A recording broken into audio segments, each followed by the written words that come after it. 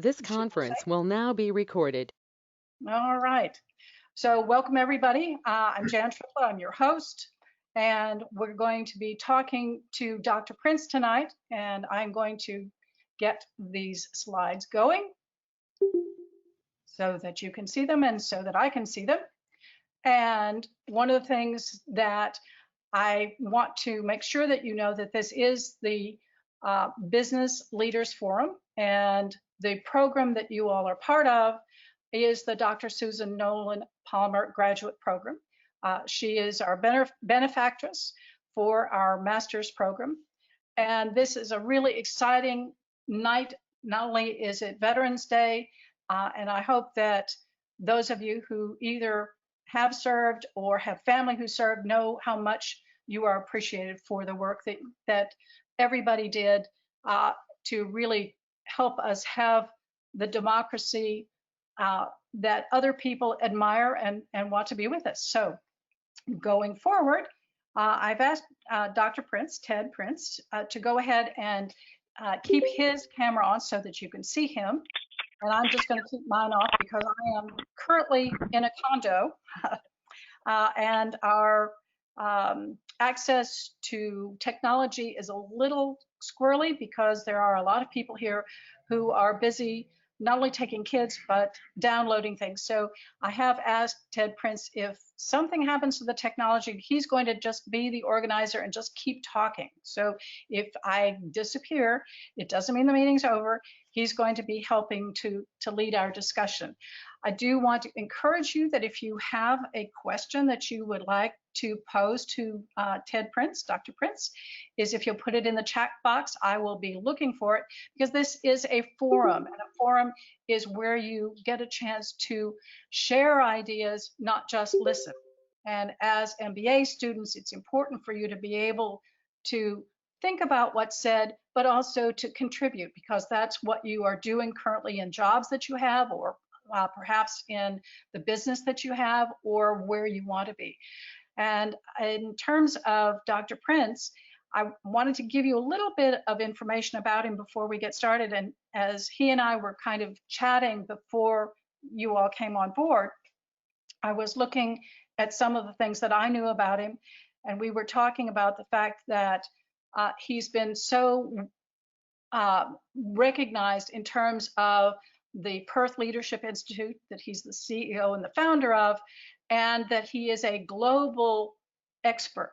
And he also is a local expert, and he is a linguist expert, which may explain why he's able to bring the idea of finances and behavior together. And so I want to encourage you to think not only in terms of accounting, and I know that we have accountants here and people who deal with numbers all the time, but I think that you'll find that Dr. Prince has some very interesting things to share with those of you who come from other backgrounds and maybe are like some of the students in my accounting and finance class who are really a little nervous about it.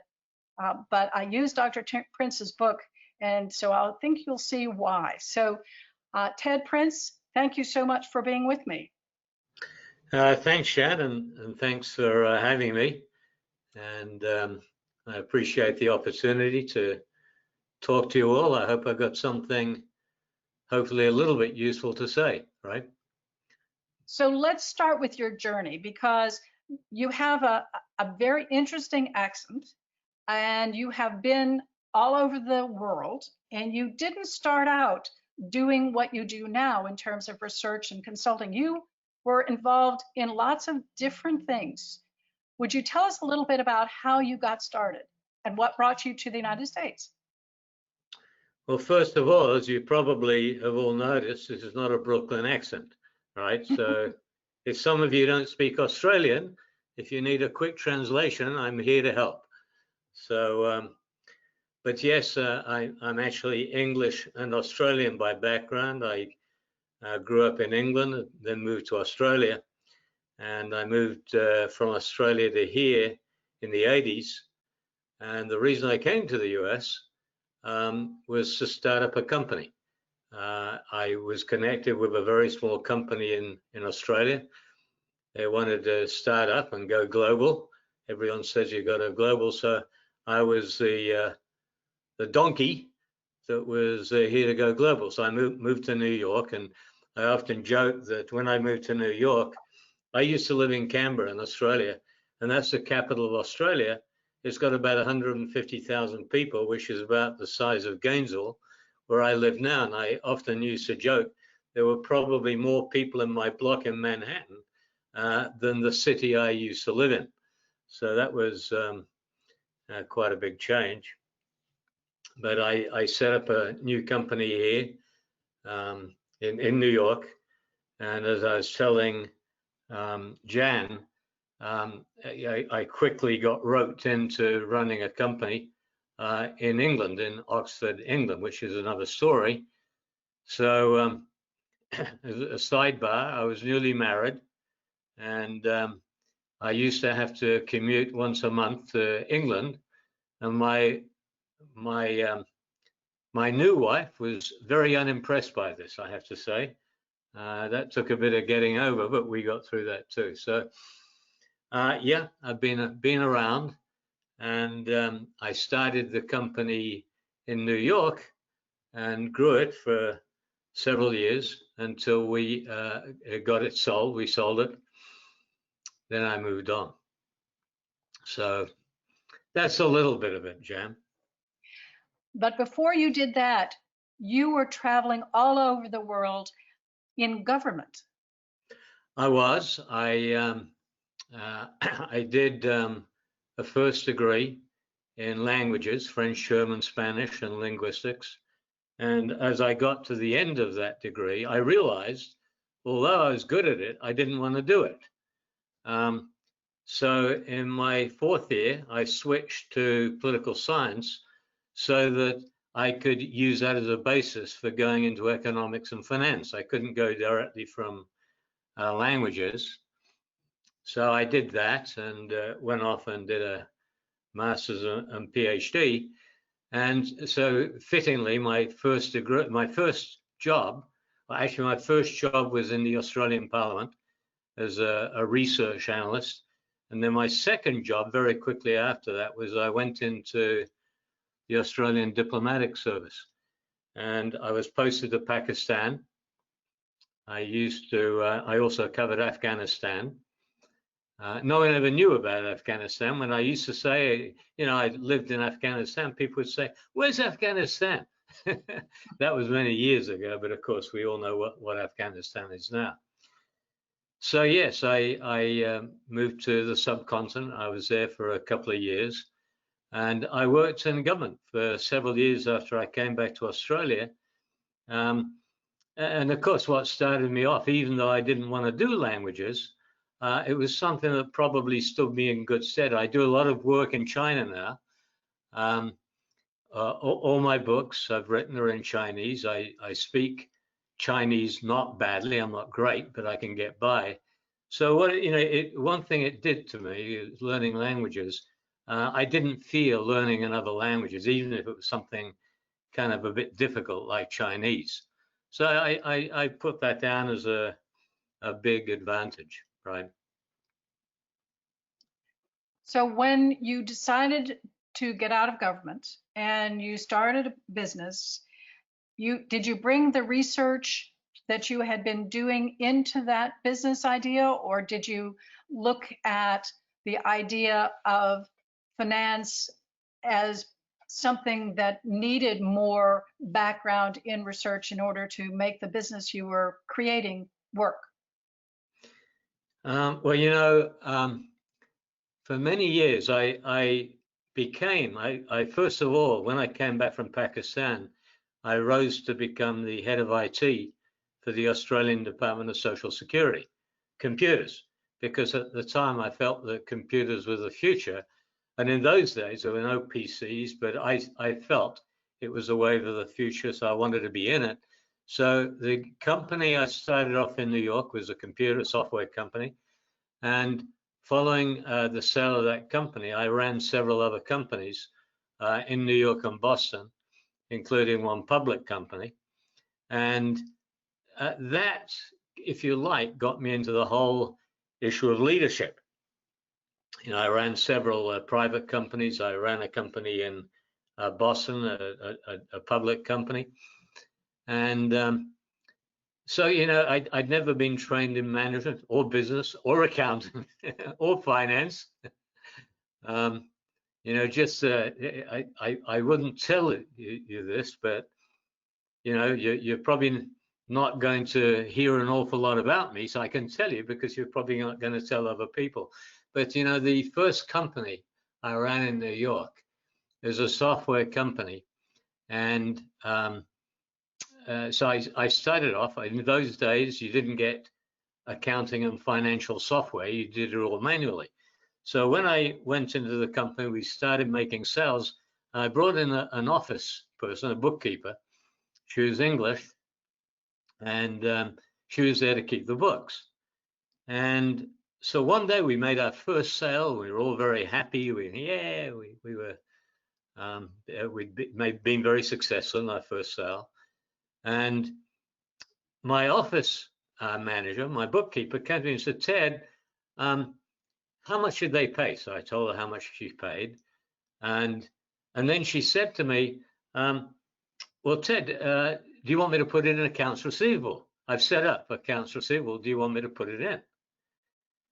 And I immediately got back to her and said, "What's accounts receivable?" Now, these days, I realize, you know, if you said that, you get fired on the spot. But I was very naive. It was the first time I'd been in the private sector. I knew nothing about it. I'm game for anything, but that doesn't mean to say I knew anything about it. So I could see from my bookkeeper's face how horrified she was that here she had a CEO who didn't know what an accounts receivable was. And, you know, I wasn't about to go out and do an accounting degree.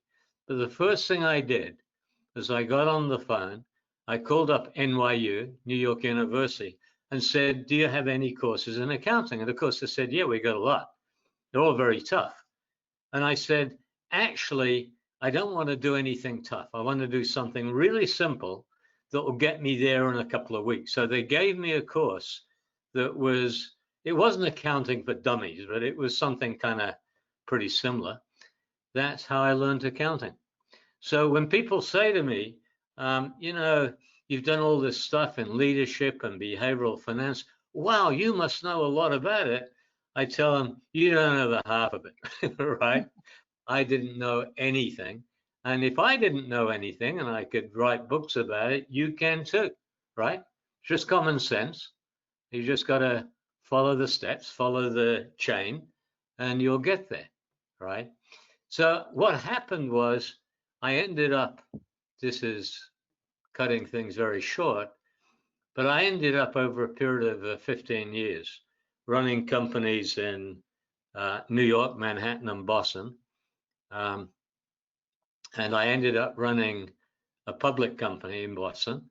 I've got to say that, you know, when you run a public company, it's very different to a private company.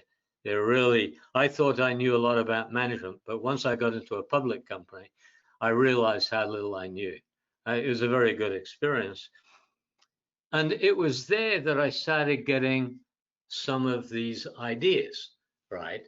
You know, I always tell people, when you get, you know, I, for what it's worth, and it isn't much, I have a PhD, but that doesn't mean to say I knew anything about business because it wasn't my area of study. And just because you've got a PhD, or for that matter, an MBA, doesn't mean you know anything about business, right? It particularly doesn't mean you know how to make money, or in particular, that you know how to be a leader.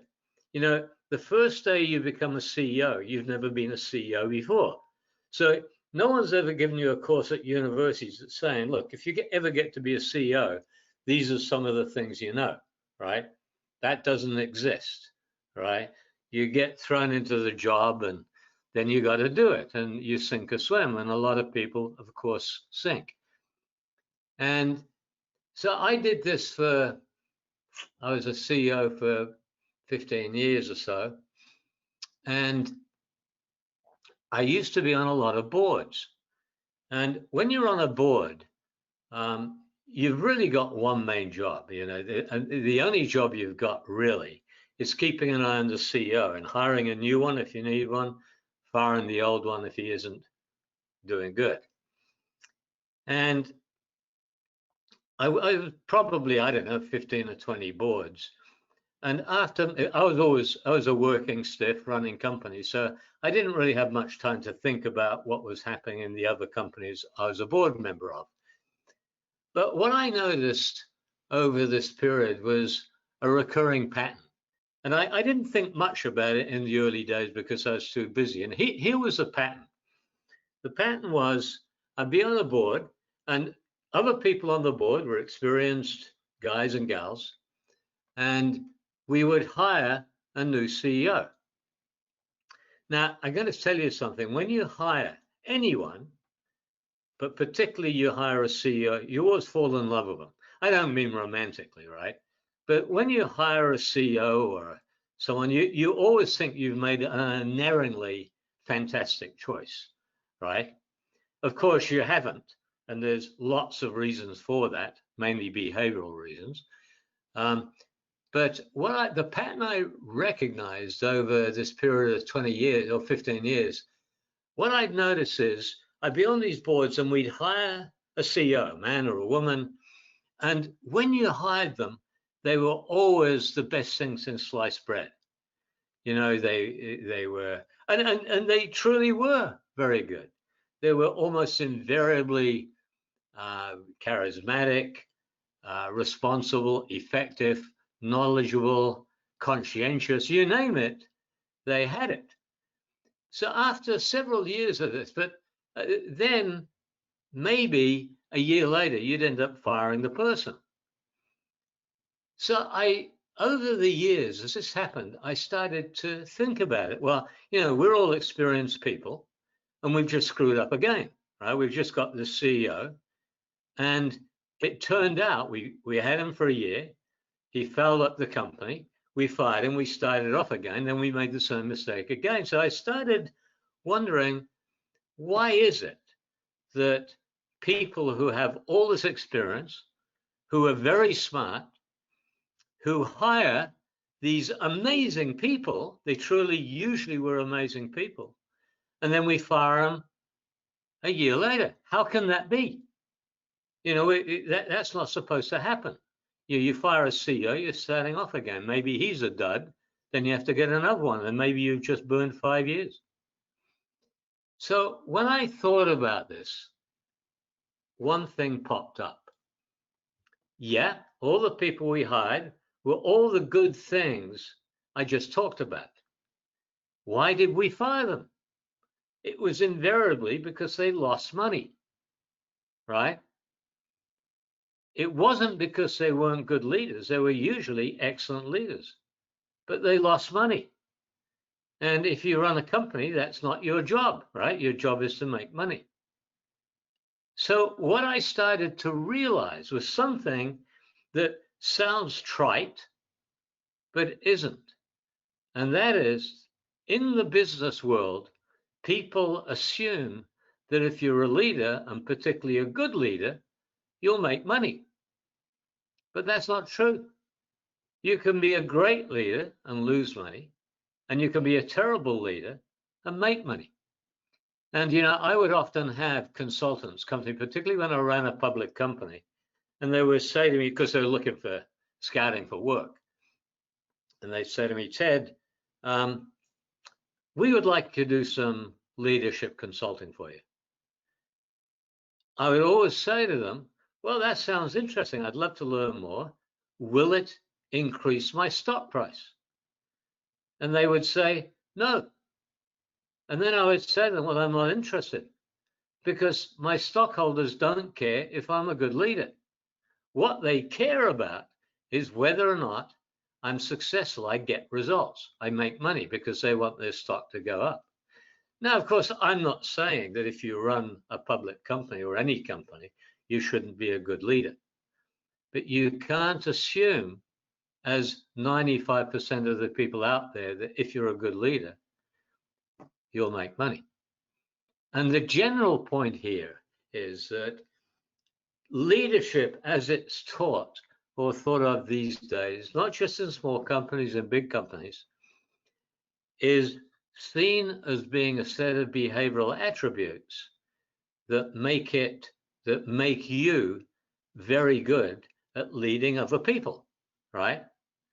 You may have good communication skills. You may be extroverted. You may be you may be very empathetic. You may have high emotional intelligence. But none of those things mean that you're ever going to get results. They don't mean that you're going to make money, which is why we're firing people every day, right? Happens every day. Big companies, small companies, right? So I started wondering as I got to the end of my contract in the public company, I started wondering, well, there are a lot of leadership assessments out there, but they don't measure what I think is crucial. And that measurement is, can you get results? There are many, many assessments out there, and I'm sure that you've heard of some of them, like the Myers-Briggs or the Hogan. There's many of them. Jan will know a lot about them. But to a man, none of these assessments measure your behavioral capability to get results. What they do is measure your behavioral capability to be a good leader, someone that people would like to follow, but it doesn't mean you're going to get results or make money. So how I got into this was frustration. And I started wondering, is there some way that you can measure whether or not someone's going to get results? Now, results might be making money. It may be some other non-financial result, but it's getting results. And that was what I started to work on when I left my last company. And that was where I went from there, because when I did this, I'd been running companies, so I was too busy to read. I didn't read articles. I was too busy doing what the stockholders wanted me to do. And I, in my ignorance, you can be a CEO and be very, very ignorant, and I was very ignorant.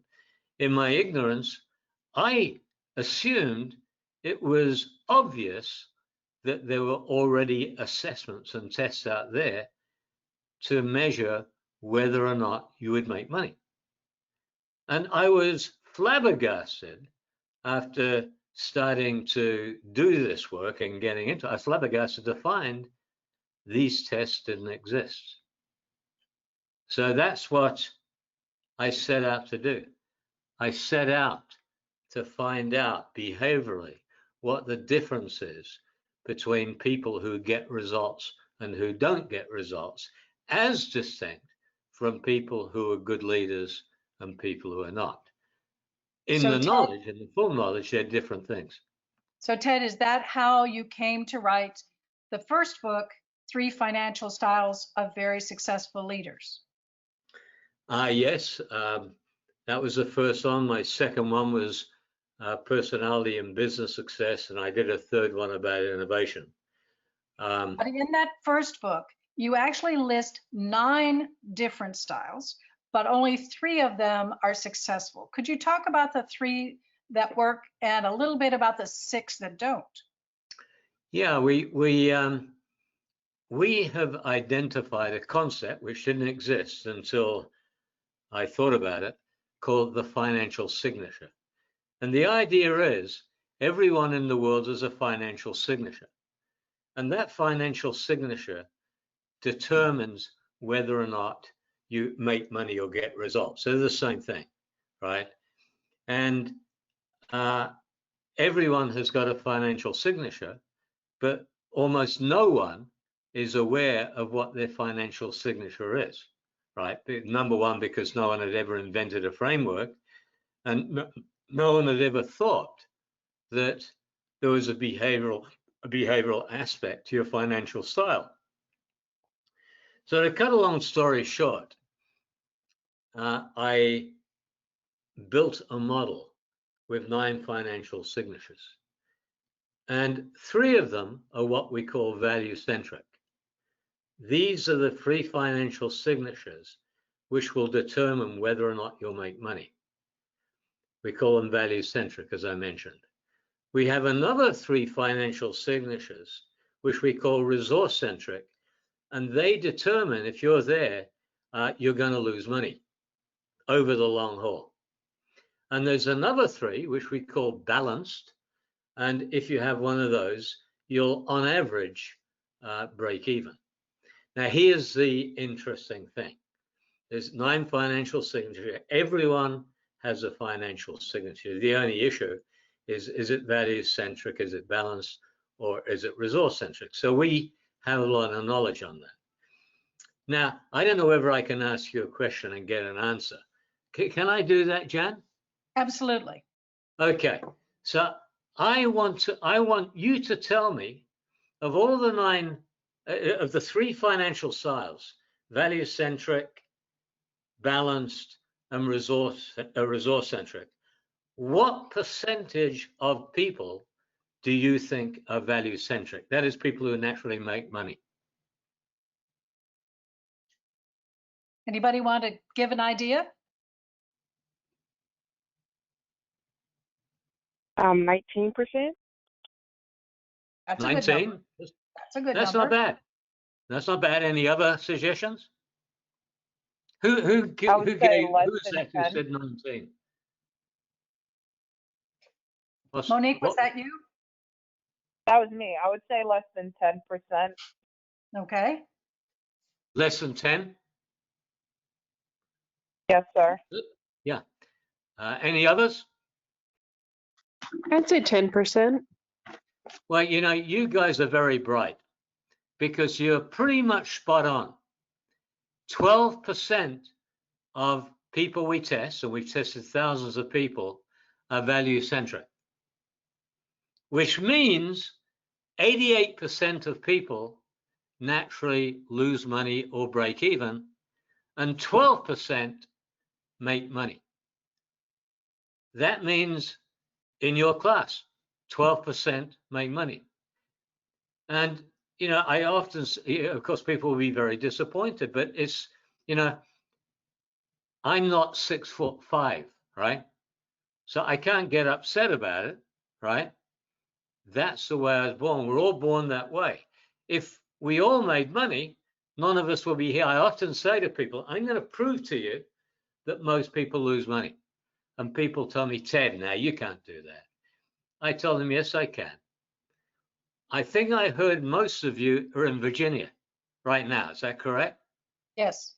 Right. If you all made money, you wouldn't be in Virginia right now. You'd be in the south of France on your private jet, right? And if I naturally made money, I wouldn't be here talking to you either.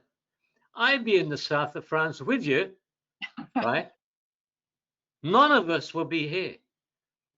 In fact, most people don't make money, which is why it's so hard to start up a new company, because most people who start new companies are going to fail. That's not a prescription to not doing it, but it's just a fact of life, right? So it's kind of handy to know before you start what you are, because if you know what you are, you can start taking some behavioral countermeasures. Otherwise, you're going to think you're God's gift to women or men, and you're going to think you're going to make money, and you're not. And then if you're a CEO, you'll get fired, right? If you're anything below it, you won't get promoted or you'll get fired too. So this is a useful set of things to know. So Ted, does that fit in with your architecture for BRM, for behavior risk management? Yes, because you think about it. It's a very good question. I said there are 3 financial styles, right? In each style, there's 3 signatures, right? Value-centric, balanced, resource-centric. Now, I don't know how much our participants here know about risk management, but in large companies and small, people teach risk management, right? Risk management is how not to get into trouble, right? How not to get defrauded of $1 billion, how not to set up systems which are going to routinely be hacked, right? So how does that relate to this? Every one of anyone who's in risk management has to look at the same thing. Fundamentally, it's trying to stop you losing money or getting ripped off, right? If I'm value-centric, actually, there's two cognitive biases in the what we call the financial signature. One is your capacity to add value.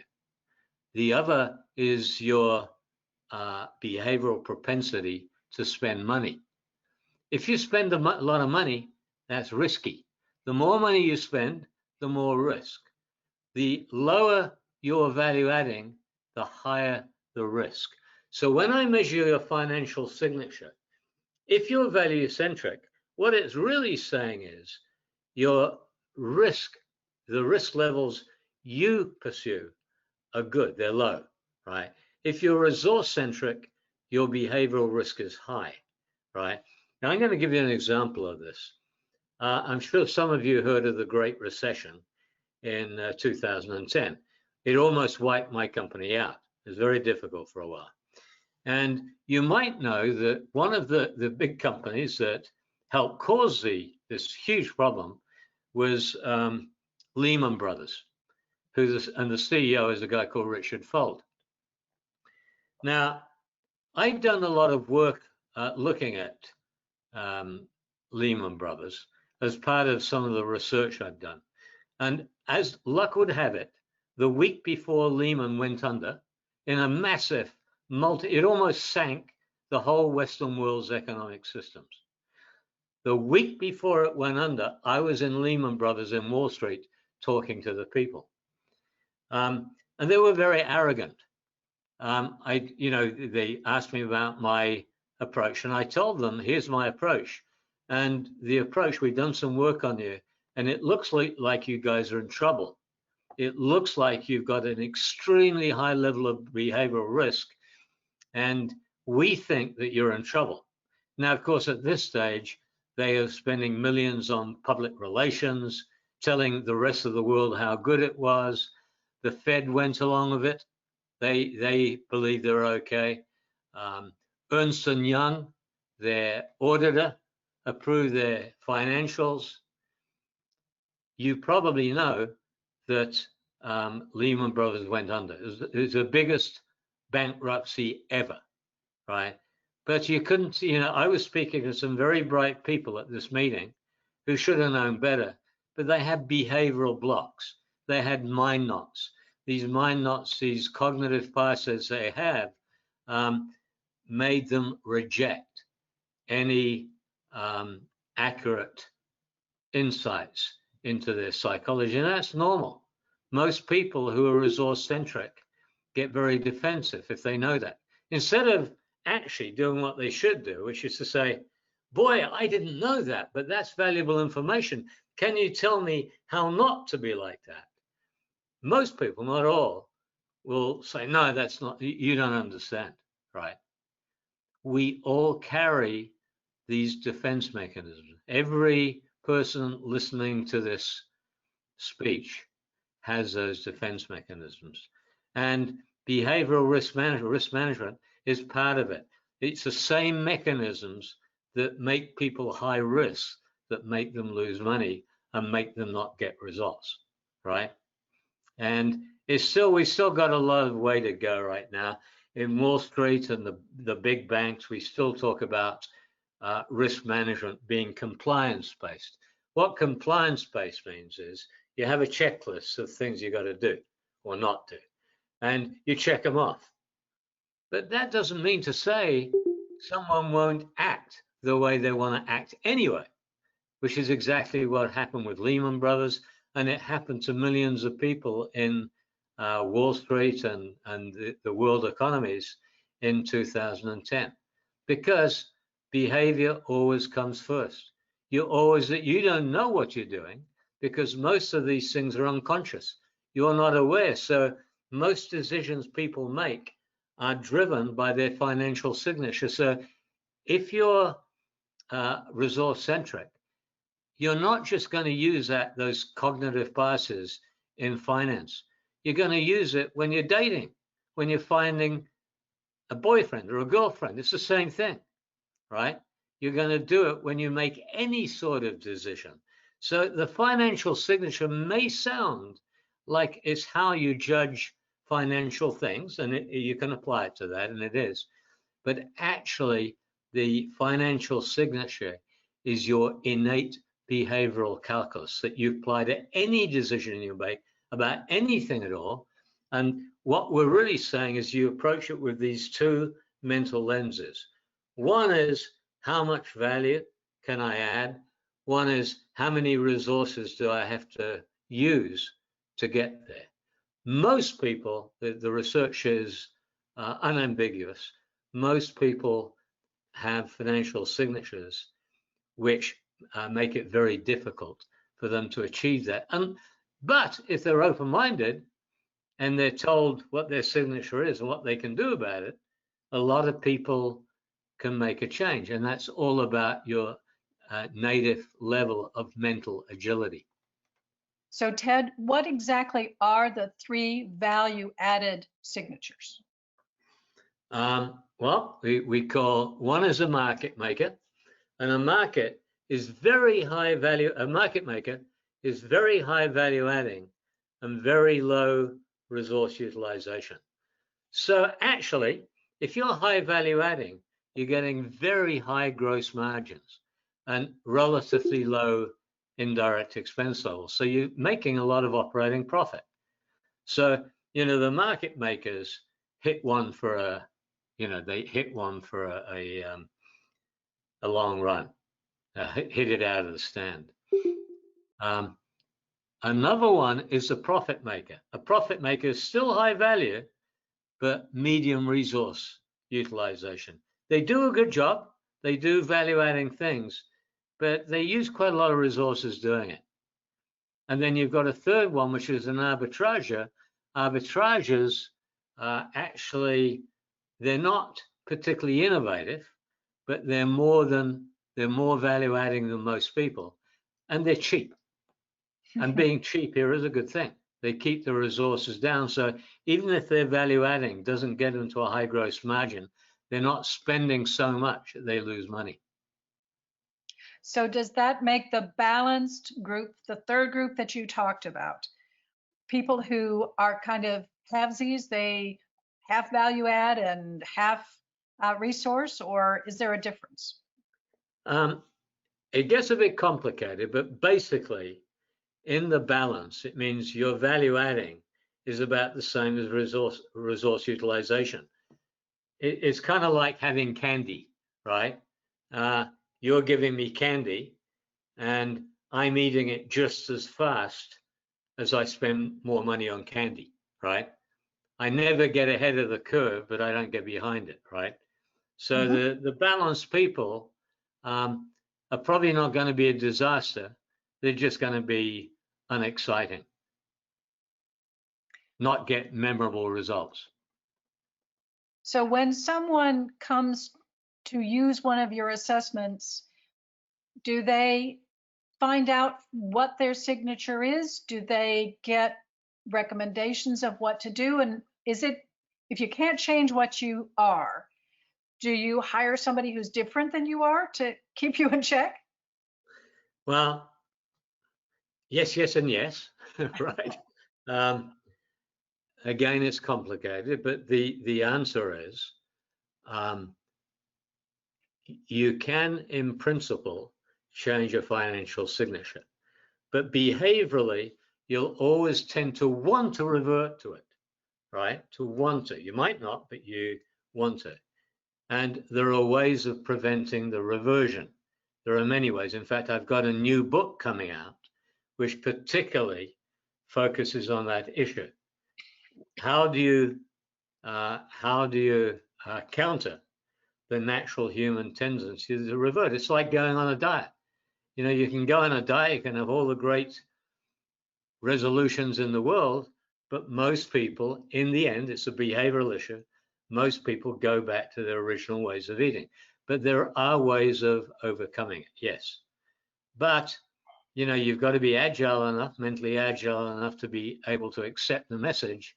And then you've got to have enough determination in your behavioral patterns to be able to continue that up. Just as an example, I'm a runner. I'm a very keen runner. I've been running for over 30 years. In the morning, there's lots of days, and I usually run every day. There are lots of days when I don't want to run. I'm warm and toasty in bed. But you know what? You stop one day, you're probably going to stop the next day, right? It's all a behavioral issue. So you have to figure out how to first of all, how to package those behavioral issues so that they're useful to people who want to learn. And then you've got to assume, even then, most people won't stick with the program. But there are other things you can give them of a strategic nature. You can give them, if you like, workarounds, which involve the culture and the organization in what they're doing. And that will help make up the difference. And is that in your new book, Mind Knots? Is that what that book is all about? And I know you have a co-author who works with you, Lisa Tromba. Right. Yes, it's in the book. We've got about 3/4 written. So unfortunately, I can't give you the other 3 books. Have been out there for a long time. This is probably going to take at least a few more months. But yes, that's what it does. It really, Mind Knots refers to our cognitive biases, and the cognitive biases actually, and the mind knots are the things that block us from correcting these cognitive biases. And not just correcting, it's one thing to correct. But let's say you're a CEO, and I can tell you you're a nutcase. I want to work on that, and we work on it, and he says, yeah, I get it. But that doesn't get him necessarily to where he needs to go. That's only half the problem. It's right, being uncrazy. Okay, we'll figure out a way to make you uncrazy.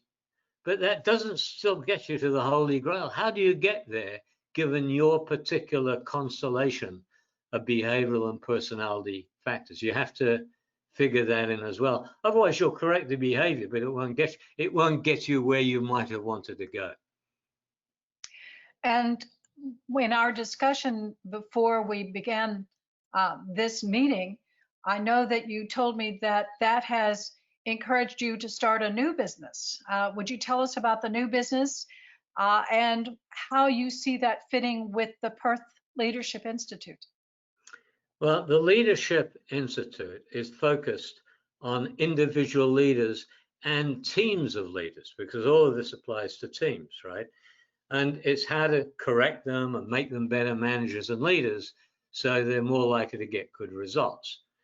But another way of looking at this is to say, when I assess a leader, a CEO, and I assess a management team, I'm actually doing something. One way of looking at it is I've found where their weak points are and what I can do about them. That's one way. But another way is to say, look, I can't do it for everyone, right? You know, there's millions of people out there. I can touch 3 of them a year or whatever it happens to be. So the other way of looking at it is to say, I've actually got a way for any leader and leadership team. I've got a way of rating that team on the likelihood they'll make money. In other words, it becomes a behavioral rating to see whether or not they'll make money, rather like a credit rating. So this is another way of doing equity analysis. You know, Wall Street, every public company in the world has analysts, and they're all poring over the numbers and see whether or not they can predict when it's going to make money and what will happen to the stock. Now, we know most of these things don't work, right? Fundamental analysis, technical analysis are 100 years old. They're still the same as they were 100 years ago. The only difference has been the entry to quants. But as you probably know, virtually all of Wall Street and virtually all academics now believe you cannot beat the market. The only way you can ever succeed, if you want to call it that, is not losing more than the market, which is why you go into index funds. A way of getting, and if you want to make money, that's called achieving alpha. If you want to achieve alpha, really the only way is to get a handle on leaders' behaviors and rating them for financial outcome. That's what I'm setting up right now. It's called management ratings, and the idea is to apply it to every public company in the world so they can use the behavioral ratings in concert with the traditional fundamental and technical ways of analysis that we use right now, which broadly speaking doesn't work. So you have the Perth Leadership Institute. You're starting this new business. So you'll be running two separate businesses. Are you looking for investors in the second business? Yes, we are. This is a big thing, and in order to do this, we need. I was able to set up the leadership business on a relatively small amount of capital because it's relatively limited in what it does. This is a totally different kettle of fish. It's really aimed at getting Wall Street banks, hedge funds, and the like involved. And in order to do it, to go out to market, you're going to have contemporary ratings on every public company in the world in order to get them to subscribe. But it's totally unique. It's never been done. It's still regarded as being a unique, very innovative idea. So, you know, my experience tells me go for it while it's still there. Does this relate to those of us who are not hedge funds and not banks in terms of our own family wealth creation, which is, I know, another big issue for you? It's a big issue. And you know why? I'm sure some of you have heard this. The first generation makes the money. The second generation spends the money. The third generation loses the money. Now, if you're the dad and the founder, and you've got a daughter or a son, what do you do about putting them into the business knowing that? Incidentally, that's mainly true, right? What does that do to your family wealth? Most times you go for the son, maybe. You say he's a man, so I'm going to put him in, but you have no idea about his behavioral stuff, and nor does he. If you're a woman, it's the same thing. Maybe they say we're going to put the daughter in, but it's the same thing.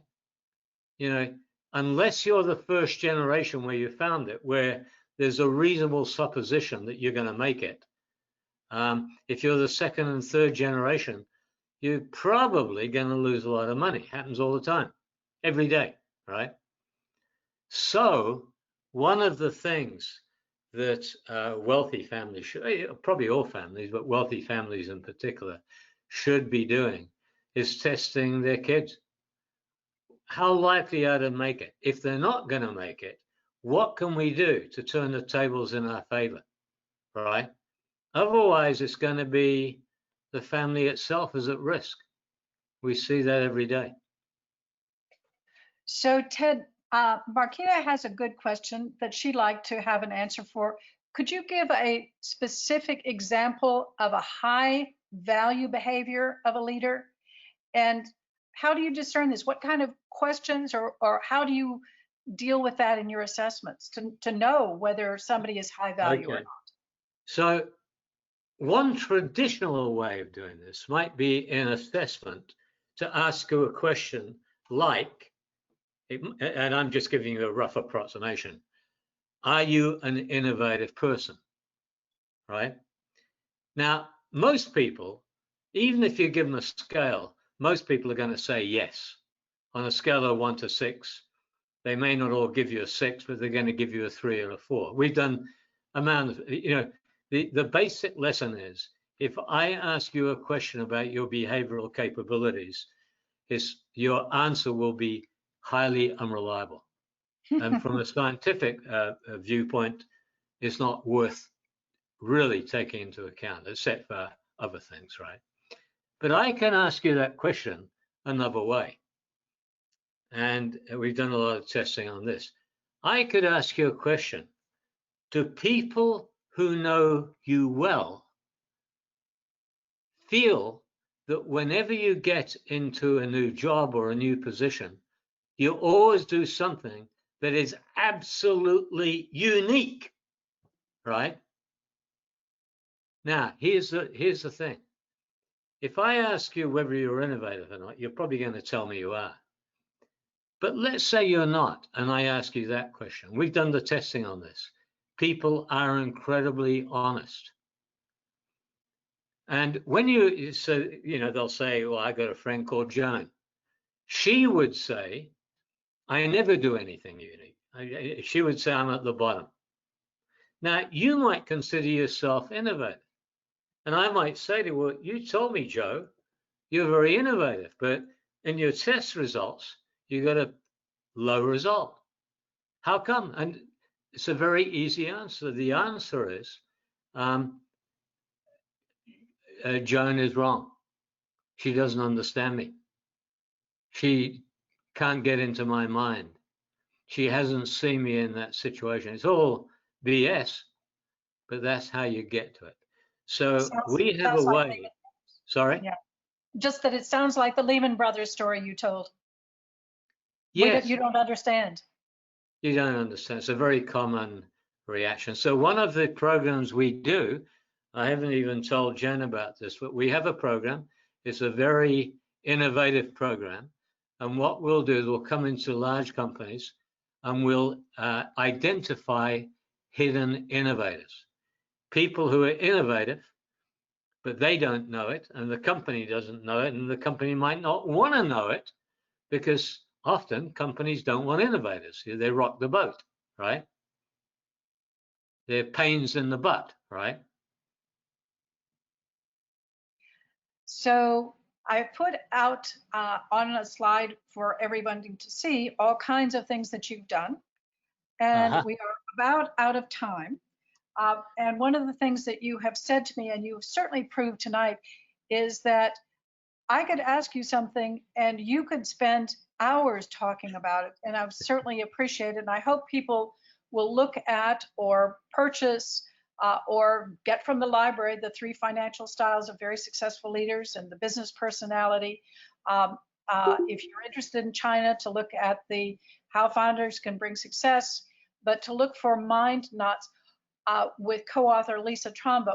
What would you like to leave with us when we think about behavioral risk management and being a better manager and a better leader? It's all about mental agility. I do a lot of testing, and it actually doesn't matter if you have an inverted commas bad financial signature. That is not determinative of whether or not you'll be successful. What is determinative of whether or not you'll be successful is your level of mental agility. If your mental agility is high and you have a poor financial signature, you'll do well anyway, because you'll figure it out. If you have a great financial signature, but low mental agility, that isn't necessarily a good thing. And that's an important thing for us to remember, that financials are not just about 1 + 1 = 2. Certainly, I want to thank you so much, Ted Prince, Dr. Prince, for being with me tonight. And for those of you who suggested some thoughts that kind of came to discussion that we dealt with tonight, but you might have other questions. And Ted, you have always been kind enough to let me give people your email address if they have questions or concerns. May they reach out to you at etedprince? Sure, no problem. Okay, at perthleadership.org. I encourage you to link in to Ted, because he is a man with a mission. And if you link into him, you will be able to follow and find out when Mind Knot's coming out, but also perhaps to even work with him. And the blog always has very interesting articles that I certainly enjoy doing, reading and talking about and using in my classes. I want to thank you so much for sharing your expertise, and I want to thank everyone for attending. I want to wish everybody a success, and I hope that you had a very good, informative rethinking of what financial management is all about. And the next time you worry about those accounting terms or theories, like Monique and I are working on, just remember that it's behavior, not the formula, that makes it work. Right, Ted? You bet.